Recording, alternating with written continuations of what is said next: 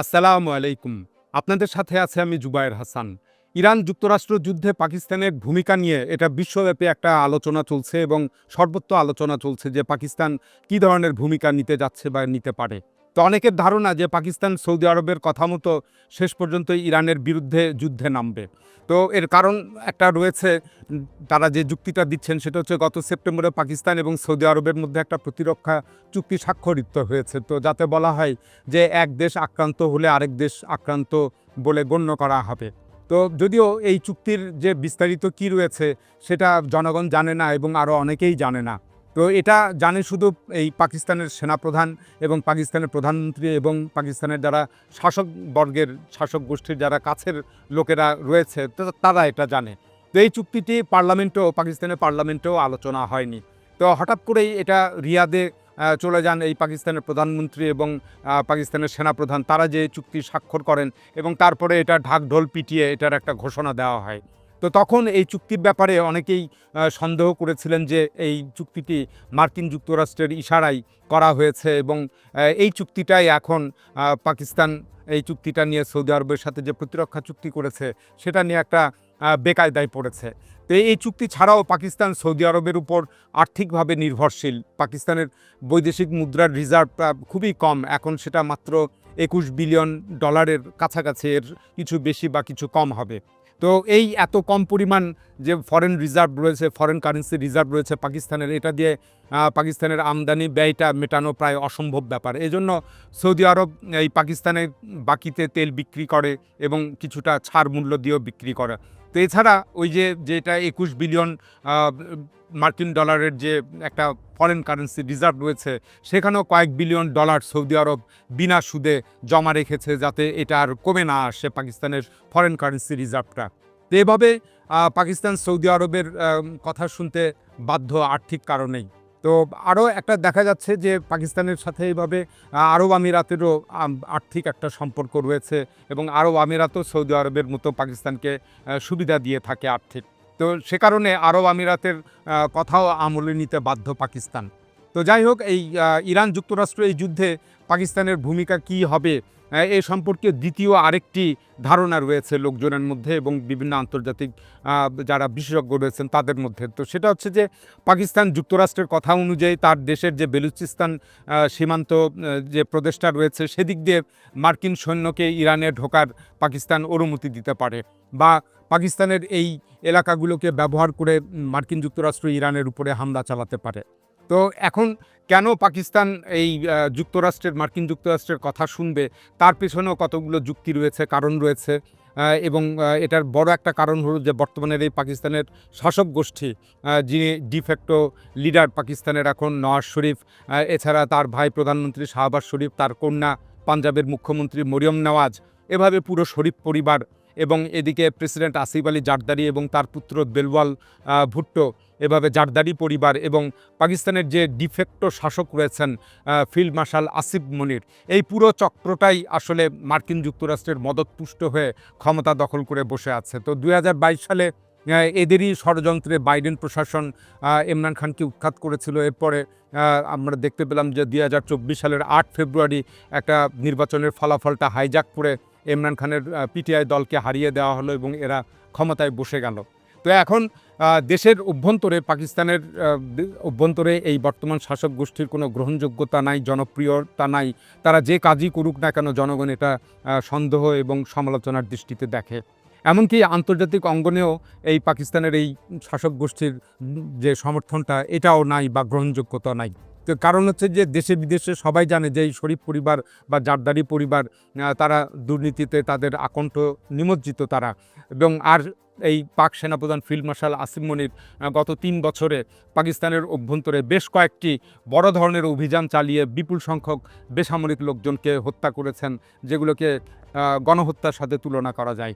তো এই কারণে এই খুব সাম্প্রতিককালে আমরা দেখতে পাচ্ছি যে ইউরোপীয় ইউনিয়ন এই পাকিস্তানের উপর পণ্য রপ্তানির উপরে যে জিএসপি সুবিধা রয়েছে সেটা বাতিল করবে কিনা সেটা নিয়ে একটা রিভিউ মিটিং করছে, এবং যথেষ্ট সম্ভাবনা রয়েছে যে পাকিস্তান এই মানবাধিকার লঙ্ঘনের এই অভিযোগে পাকিস্তানের এই জিএসপি সুবিধাটা বাতিল হয়ে যেতে পারে। কিন্তু এরপরও পাকিস্তান এই ইরান যুক্তরাষ্ট্র যুদ্ধে একটা মধ্যস্থতাকারীর যে একটা ভূমিকা দেখাচ্ছে বা আলোচনা চলছে, সেটা বেশ সারা পৃথিবীতে আলোচিত হচ্ছে যে পাকিস্তান একটা এই ইরান যুক্তরাষ্ট্র যুদ্ধ বন্ধে মধ্যস্থতাকারীর ভূমিকা পালন করছে। তো কিন্তু এর যে মূল কারণ, এই পারসেপশনটা তৈরি হবার মূল কারণটা হচ্ছে পাকিস্তানের এই ফিল্ড মার্শাল আসিম মুনিরের সাথে ডোনাল্ড ট্রাম্পের যোগাযোগ রয়েছে। বলা হচ্ছে যে তাদের মধ্যে সখ্যতা রয়েছে। তো এটা এই কারণেই আমরা দেখতে পাচ্ছি যে এই পাকিস্তানের যে প্রধানমন্ত্রী শাহবাজ শরীফ বা এই পাক সেনাপ্রধান আসিম মুনির, ডোনাল্ড ট্রাম্প বিভিন্ন জায়গায় তাদের বেশ প্রশংসা করেছেন এবং তার যে একটা বড় ভাব ডোনাল্ড ট্রাম্প দেখাচ্ছেন এই প্রশংসার মাধ্যমে, তাদেরকে চাঙ্গা রাখতে চাইছেন এবং ডোনাল্ড ট্রাম্প খুব ভালো করে জানেন যে তার কথার বাইরে এই পাকিস্তানের প্রধানমন্ত্রী এবং এই সেনাপ্রধান যেতে পারবে না। তো এই কারণে যেটা বললাম যে ডোনাল্ড ট্রাম্প তাদেরকে বিভিন্ন প্রশংসা করে একটা চাঙ্গা ভাব রাখছেন। কিন্তু চলমান এই যুদ্ধে যেটা ঘটনা ঘটছে সেটি হচ্ছে যে পাকিস্তানের ভূমিকা এই নিছক এটা মধ্যস্থতাকারীর মানে কোনো কূটনৈতিক তৎপরতা নয়, বরং এটা আসলে পাকিস্তানের এই প্রধানমন্ত্রী এবং পাকিস্তানের সেনাপ্রধান ডোনাল্ড ট্রাম্পের তারা একটা পত্র বাহকের রোল যেটা থাকে, ভূমিকা যেটা থাকে, সেটা পালন করছেন। অর্থাৎ যুক্তরাষ্ট্র বা ট্রাম্পের কথাটা এই ফিল্ড মার্শাল আসিম মুনির এবং প্রধানমন্ত্রী শাহবাজ শরীফ তারা এটা ইরানের কাছে পৌঁছে দিচ্ছে এবং ইরান যে কথাটা বলছে সেটা আবার যুক্তরাষ্ট্র বা ডোনাল্ড ট্রাম্পের কাছে পৌঁছে দিচ্ছে। তো ইরানের কথা ট্রাম্পের কাছে এভাবে পৌঁছানো বা ট্রাম্পের কথা ইরানের কাছে পৌঁছানো, এটাই একটা পত্র বাহকের মতো কাজ। এখানে কোনো পাকিস্তানের নিজস্ব কোনো কূটনীতি নাই। তো 30 মার্চ রোববার ইসলামাবাদে 4টি দেশ, পাকিস্তান, সৌদি আরব, মিশর, তুরস্ক, এই 4টি দেশের পররাষ্ট্রমন্ত্রীদের একটা বৈঠক অনুষ্ঠিত হয়েছে এবং বৈঠক শেষে দেখতে পেলাম যে এটার আমরা কোনো অগ্রগতি দেখতে পাইনি যে যুদ্ধ থেমে যাবে বা যুদ্ধ থামানোর একটা জোরালো আহ্বান, এই ধরনের কিছু নাই। এবং বৈঠক শেষে একটা বিবৃতি জারি করা হয়েছে, যেখানে একটা বিবৃতিটা অত্যন্ত সাদামাঠা এবং গতানুগতিক বিবৃতি জারি করা হয়েছে এবং সেখানে ওই বিবৃতিতে বলা হচ্ছে যে যুদ্ধ বন্ধের একটা গতানুগতিক আহ্বান জানানো হয়েছে, কূটনৈতিক উপায়ে সমস্যার সমাধান করবার কথা বলা হয়েছে। কিন্তু ইরানের উপর এই যুক্তরাষ্ট্র ইসরায়েলের আগ্রাসনের নিন্দা জানানো হয়নি বা সে ব্যাপারেও কিছু বলা হয়নি। তো ওই বৈঠককালে সেখানে তুরস্কের যে পররাষ্ট্রমন্ত্রী হাকান ফিদান এবং পাকিস্তানের পররাষ্ট্রমন্ত্রী ইসাক দার, তারা আলাদাভাবে টেলিফোনে এই ইরানের পররাষ্ট্রমন্ত্রী আব্বাস আরাকজি তার সাথে কথা বলেছিলেন এবং আব্বাস আরাকজি এর জবাবে তাদেরকে যা বলেছেন যে এই যুক্তরাষ্ট্র এবং ইসরায়েল তারা যে আগ্রাসনটা চালিয়েছে ইরানের উপর এবং সেটার প্রতিরোধ করার জন্য তাদের প্রতি আহ্বান জানিয়েছেন এবং আঞ্চলিক দেশগুলোর কে মিলিতভাবে এই সমস্যার সমাধান করার জন্য, এবং ইরানের যুক্তি হলো যে আঞ্চলিক দেশগুলোই তাদের সমস্যার সমাধান করবে এবং এখান থেকে মার্কিন সকল সৈন্য এবং সামরিক ঘাঁটি প্রত্যাহার করতে হবে। তো আসলে এই বৈঠকে যে 4 দেশের মধ্যে আমরা জানি যে তুরস্ক ছাড়া এই মিশর, সৌদি আরব এবং পাকিস্তান, এই 3 দেশেই একটা যে শাসকবর্গ রয়েছে তারা মার্কিনীদের ক্রীড়ানক, অনুগত এবং একটা পুতুল সরকার রয়েছে। বিশেষ করে মিশর এবং পাকিস্তানে আমরা দীর্ঘদিন ধরে দেখতে পাচ্ছি যে এই 2 দেশেই এই মার্কিনীদের মদদে বা যুক্তরাষ্ট্রের সমর্থনে সেখানে সবসময় সেনাবাহিনী ক্ষমতা দখল করে থাকে। তো মিশরের এই যে শাসক রয়েছেন তিনিও সেনাপ্রধান ছিলেন, জেনারেল সিসি। তিনি 2013 সালে একটা গণহত্যার মাধ্যমে মিশরের যে একটা গণতান্ত্রিক ভাবে নির্বাচিত সরকার ছিল মোহাম্মদ মুরসি, তাকে হটিয়ে দিয়ে তারা ক্ষমতা দখল করেছে। আর পাকিস্তানেও ঠিক সেভাবে আমরা 2022 সালে দেখতে পেয়েছিলাম যে জেনারেল বাজওয়া এবং এই ফিল্ড মার্শাল আসিম মুনির এই জুটির সমন্বয়ে ইমরান খানকে হটিয়ে তারা ক্ষমতা দখল করে। তো যদিও তারা সামনে একটা বেসামরিক প্রধানমন্ত্রী রেখেছেন। তো সুতরাং এরকম একটা অবস্থায় এই দেশগুলোর জন্য স্বাধীন কূটনীতি তৈরি করা বা স্বাধীন পররাষ্ট্রনীতি তৈরি করা এবং এরকম একটা যুদ্ধ বন্ধের ব্যাপারে তাদের ভূমিকা রাখা, এটা অত্যন্ত তাদের জন্য এটা একটা অসম্ভব ব্যাপার এবং তারা তার দিকেই যাবে না, বরঞ্চ মার্কিন যুক্তরাষ্ট্র যে কথাগুলো বলে বা মার্কিন স্বার্থ রক্ষার জন্য তারা কাজ করবে। তো তারপরেও পাকিস্তানের পররাষ্ট্রমন্ত্রী তিনি এই সম্মেলনটা শেষে 4 দেশের যে পররাষ্ট্রমন্ত্রীদের বৈঠক হলো, তিনি এই গল্প শোনানোর মতো করে একটা আশাবাদ ব্যক্ত করেছেন এবং তিনি বলছেন যে পাকিস্তান ও যুক্তরাষ্ট্রের মধ্যে সরাসরি আলোচনায় তাদেরকে বসাতে পাকিস্তান প্রস্তুত রয়েছে এবং পাকিস্তানের জন্য সর্বাত্মক চেষ্টা করছে। এটা একটা গতানুগতিক কথা, কিন্তু আসলে এই ইরান যুক্তরাষ্ট্র আলোচনার ক্ষেত্র প্রস্তুত করতে হলে, তাদেরকে আলোচনার দিকে নিয়ে যেতে হলে এবং কূটনৈতিকভাবে সমস্যার সমাধান করতে গেলে পাকিস্তানের চেয়েও বড় শক্তিশালী শক্তিধর কোনো দেশের ভূমিকা রাখতে হবে। তাছাড়া এটা সম্ভব নয়, পাকিস্তানের এই শাসকবর্গ দিয়ে সম্ভব নয়।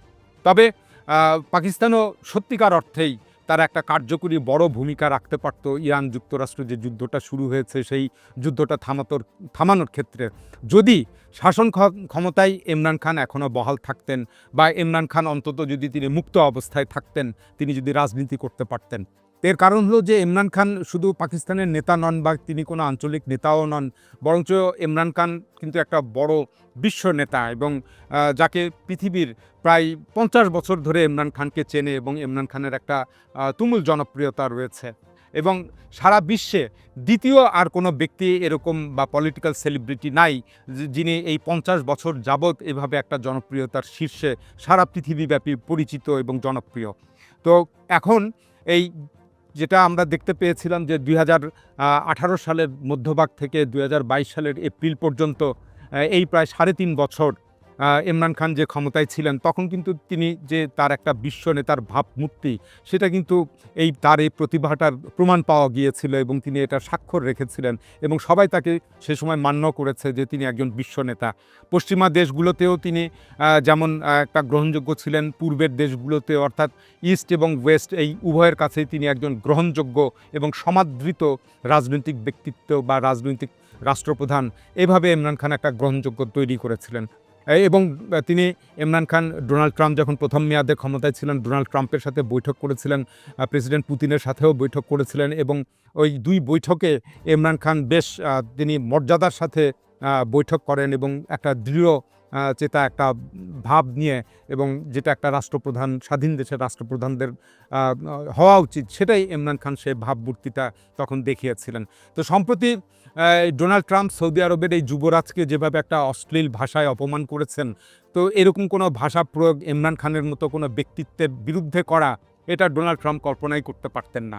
তো ইমরান খান তার শাসনকালে আমরা দেখতে পেয়েছিলাম যে ইরান এবং সৌদি আরবের মধ্যে যে শীতল সম্পর্কটা, সেটা উষ্ণ করবার জন্য ইমরান খান বেশ কয়েক দফা রিয়াদ এবং তেহরানে এবং কয়েক মাসের মধ্যেই বেশ দফায় দফায় তিনি সফর করেন।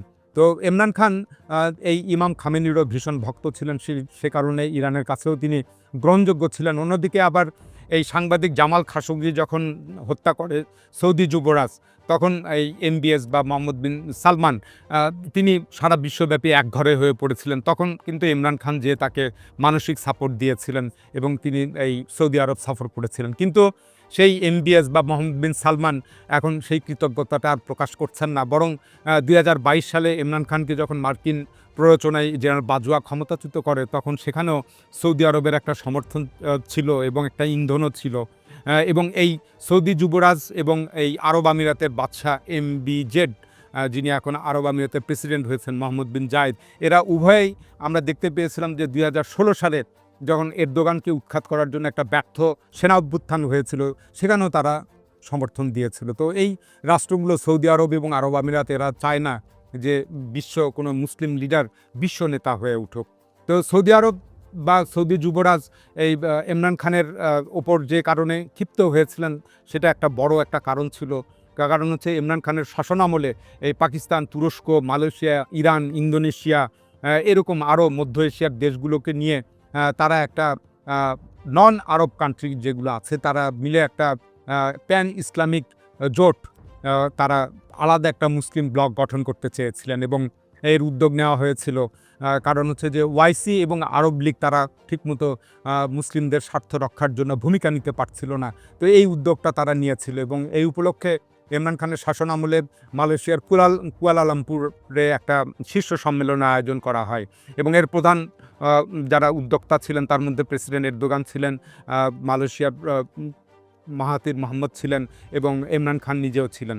তো এই ঘটনায় সৌদি আরব ভীষণ নাখোশ হয়, এবং তারা সৌদি আরবকে একটা এবং এই সৌদি আরবের এই যুবরাজ বা সৌদি আরব কর্তৃপক্ষ, তারা এই পাকিস্তানের জেনারেল সেনাপ্রধান জেনারেল বাজওয়াকে একটা ইশারা দেয়, এবং বাজওয়া তাতে নেচে ওঠেন, এবং ইমরান খানের এই পতনটাও ঘটে। এবং ওই সম্মেলনে ইমরান খান অবশেষে আর যোগদান করতে পারেননি। কুয়ালালামপুরে তিনি যেতে পারেননি এবং হুমকি দেওয়া হয় যে পাকিস্তানের আর্থিক যে সাহায্য সৌদি আরব দেয় সেটা বন্ধ করে দিবে। কিন্তু সেই সৌদি আরবেরই বা সৌদি যুবরাজ মোহাম্মদ বিন সালমানেরই এখন সবচেয়ে বেশি প্রয়োজন হচ্ছে ইমরান খানকে। এর কারণ হচ্ছে যে ইমরান খানের নেতৃত্ব সৌদি আরবকে রক্ষা করতে পারে এবং এটা পাকিস্তান এবং সৌদি আরব যে প্রতিরক্ষা চুক্তি করেছে এর চেয়েও বেশিভাবে সুরক্ষা দিতে পারে। কারণ হচ্ছে যে এই বিশ্ব নেতার ইমরান খানের মতো যার ভাবমূর্তি রয়েছে তার কূটনীতির জোর এই সামরিক শক্তির চেয়েও অনেক বেশি এবং কখনো কখনো কূটনীতিটা সামরিক যে ব্যবস্থা নেওয়া হয় তার চেয়েও বেশি কাজ করে।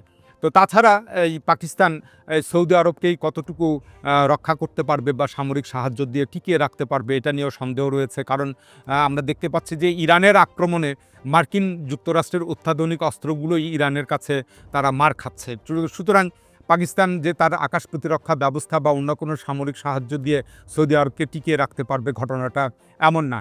তো সুতরাং সৌদি আরবের এখন উচিত হবে যে ইমরান খানকে মুক্ত করার জন্য তার একটা ব্যবস্থা নেওয়া এবং যেহেতু সৌদি কর্তৃপক্ষের কথা শুনতে পাকিস্তান বাধ্য, তাহলে ইমরান খান সেভাবে বেরিয়ে আসতে পারবে এবং এটা অতীতে সৌদি আরব এরকম করেছে। নওয়াজ শরীফ যখন জেলবন্দি ছিল, আসিফ আলী জারদারি যখন জেলবন্দি ছিল পারভেজ মোশাররফের আমলে, তখন তাদেরকে কিন্তু সৌদি আরব চাপ দিয়ে মুক্ত করেছে।